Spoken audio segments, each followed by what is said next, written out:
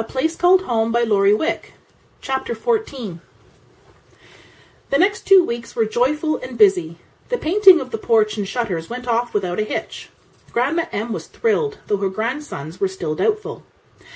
Emily's birthday party was held at Grandma Em's one Saturday afternoon. Emily's special guest that day was Mr. Turley, Grandma Em's neighbour. Emily usually saw Mr. Turley when she was at her great-grandmother's.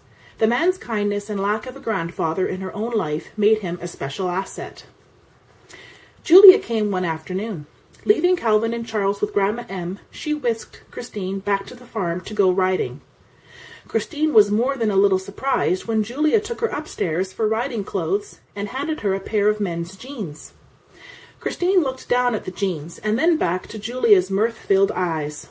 Both women broke out in uproarious laughter.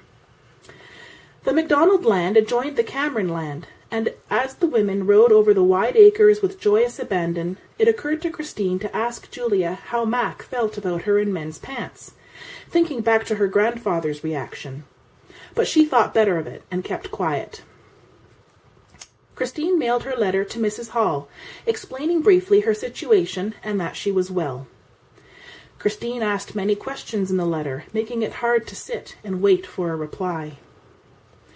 One day brought a confrontation between Christine and Mark when she insisted upon knowing the balance of her medical bill. Mark assured her there was no hurry, but Christine was adamant. Taking nearly every dime of her first wages from Grandma Em, Christine made her first payment. Mark protested right up to the time she left his office, but to no avail. As he saw her out the door and watched her walk up the street, he realized why Grandma Em and Julia liked her so much. They were three of a kind. After nearly 3 weeks in Baxter, Christine was settled and content. Much of the time she was too busy to think of Spooner and its troubles. 3 weeks with the Cameron family was bringing changes to Christine's life.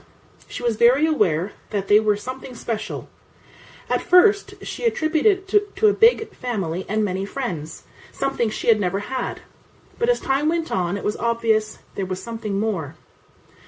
Not having heard from Mrs. Hall, Christine could only hope she would be around long enough to find out what that something was. But for now, she was at peace, and was more than content to stay where she was.